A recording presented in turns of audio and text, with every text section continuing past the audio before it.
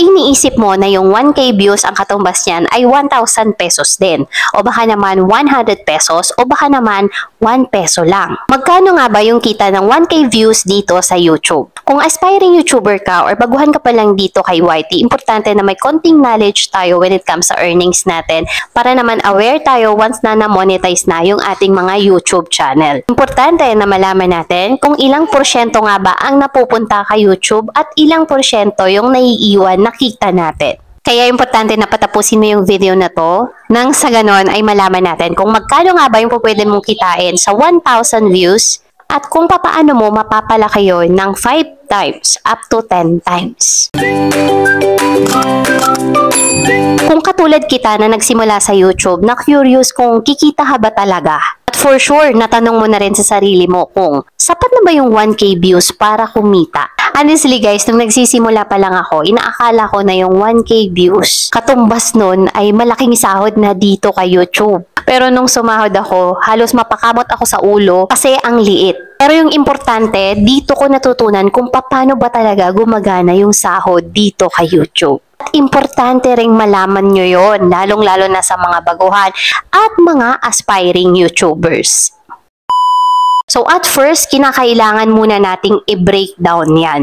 So dyan na po pumapasok si CPM versus RPM. So ito kasi para ma-visualize nyo lang, para maintindihan ninyo, so kailangan muna nating kilalanin at alamin yung dalawang importanteng term na to when it comes sa sahod.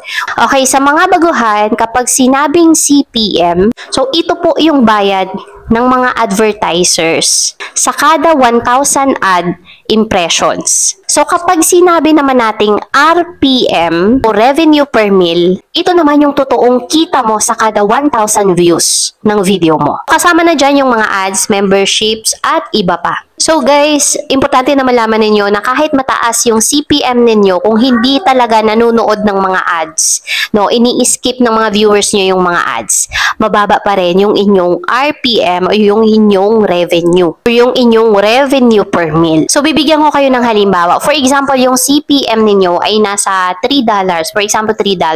So nasa 170 pesos din yan. So po pwede na yung RPM na makukuha ninyo ay nasa $1 na lang, which is 56 pesos. Kasi depende po yan kung ilan yung mga nanonood ng ads sa video mo. Kasi sabi ko nga, kahit na mataas yung CPM mo, kung hindi naman pinanood ng mga viewers yung ads, yung mga advertisements sa videos mo, ini-skip lang nila, so mababa pa rin yung inyong revenue per mil. Ito mga ma'am sir, i-share ko sa inyo yung video ko na may pinakamaraming views.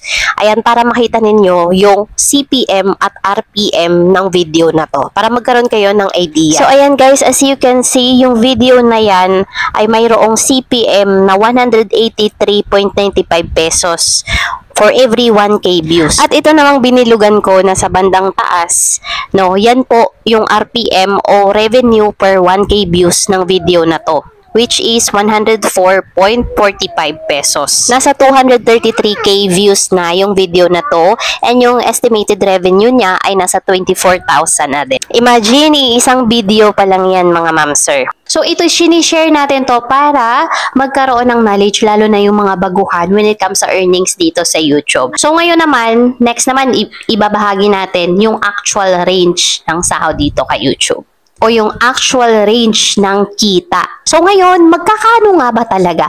So ito yung ibibigay ko sa inyo, base ito sa karamihan ng mga creators dito sa bansa natin, dito sa Pilipinas. Kaya po pwede nyo tong pagbasihan para lang meron kayong idea. So pagdating sa mga entertainment vlogs, mga ma'am sir, kadalasan yung RPM ay nasa 20 pesos up to 60 pesos per 1K views, per 1,000 views. So when it comes naman sa mga tech and finance, yun yung mga content nila, mas mataas. So nagre-range siya ng nasa 100 pesos up to 300 pesos per 1K views. Ngayon naman guys, kung foreign audience naman yung target mo, lalo na yung mga taga-US, pwedeng umabot yan ng 400 pesos up to 700 pesos per 1K views. Kaya mga ma'am sir, magkakaiba talaga ang kita. Nakadepende po yan kung ano yung niche mo at saan galing yung mga viewers mo. I mean, saang bansa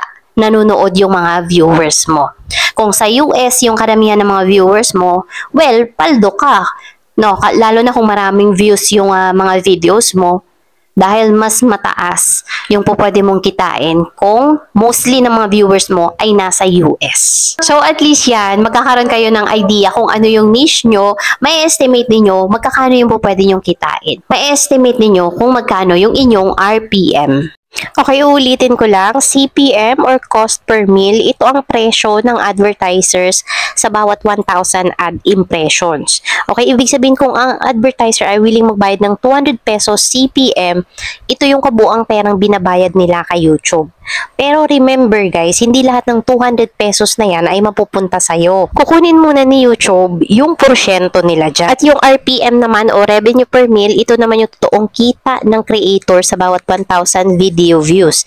Kasama ang lahat ng kita mo mula sa ads, super chat, memberships, at iba pa.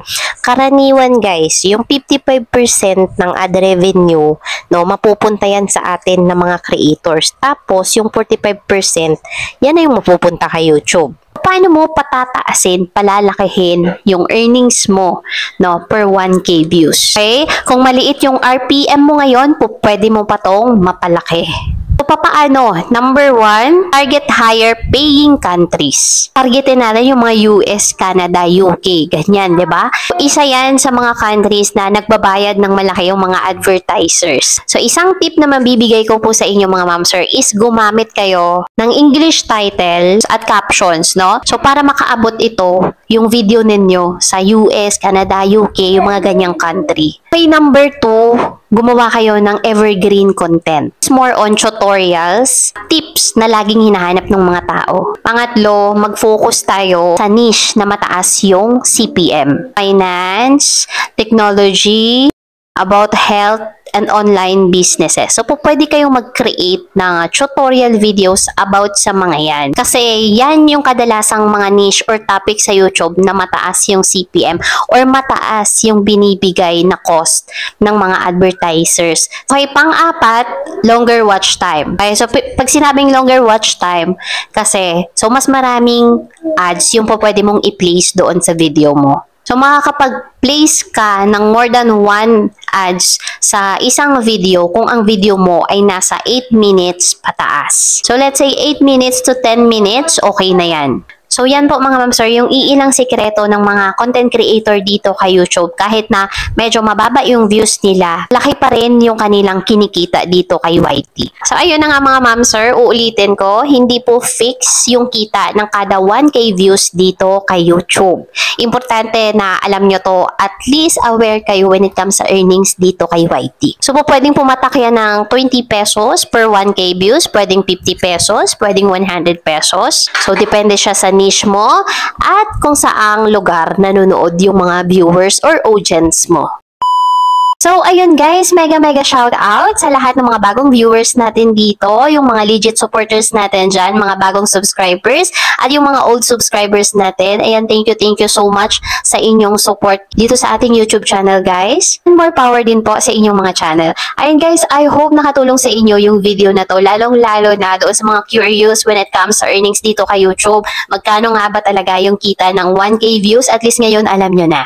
And if you think na nakatulong sa inyo yung video na to, please like and subscribe at i-hit nyo na rin po yung ating notification bell na nandyan sa bandang ibaba para lagi po kayong updated sa ating mga bagong videos.